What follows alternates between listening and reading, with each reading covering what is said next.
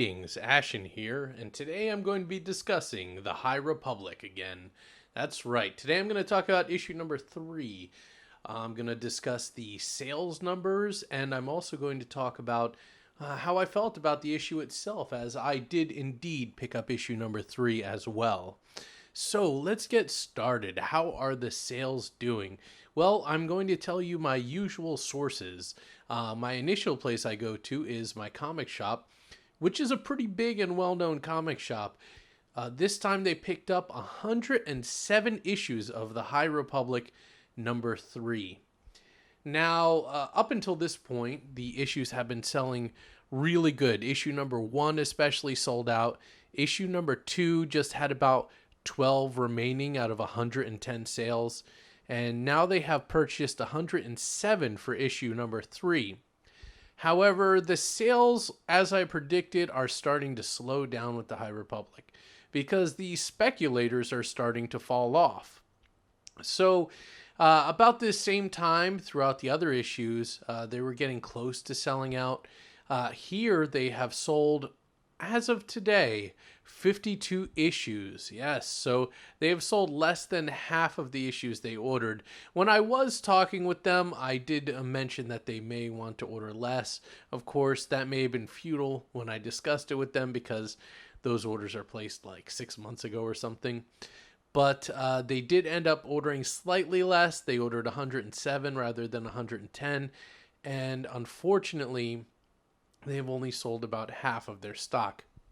If it was me running a comic shop and it was doing this well, I probably would have picked up like 70 issues. I think that would have been a nice, safe number. Another place you can check to see if something is hot is by going on to Midtown Comics. That is another massive comic book store. And, well, issue number 3 has not sold out there, and it probably won't. Once again, Midtown orders in really big numbers. And considering that this issue was a fall off from the last, I'm thinking you'll be able to obtain this issue without any problem. The last I checked to is eBay. Now, eBay issues are selling for below cover price, around cover price, but a little bit below cover price. They have plenty everywhere. And it doesn't seem like many people are going there to pick up additional issues.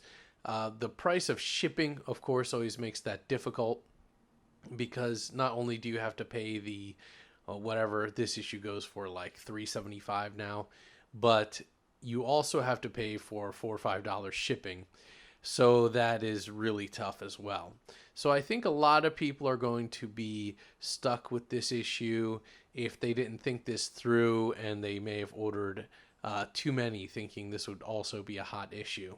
It was never a juggernaut of sales. I think it got into like 200,000 sales or something like that, which is, for nowadays, that is about an average success for a good known property. People are against this series, and that's fine if you don't like it, and you absolutely do not have to support anything for any reason. I understand Gina Carano getting fired upset a lot of people, and they don't want to give Disney their money and stuff like that. Even if I hate the storyteller or any person that's on the book, that's just how I am. I separate the art from the artist. So if something intrigues me, I'm generally going to go check it out. Issue number 1 was probably the weakest issue, and now that we've gotten to issue number 3, it's a darker issue than usual. There's some good amount of violence here. There's some really dark elements that happen. But the main thing that I'm going to spoil for you here is that there is a monster on the planet that they're visiting. And it is you guessed it, plant-based monster. Okay?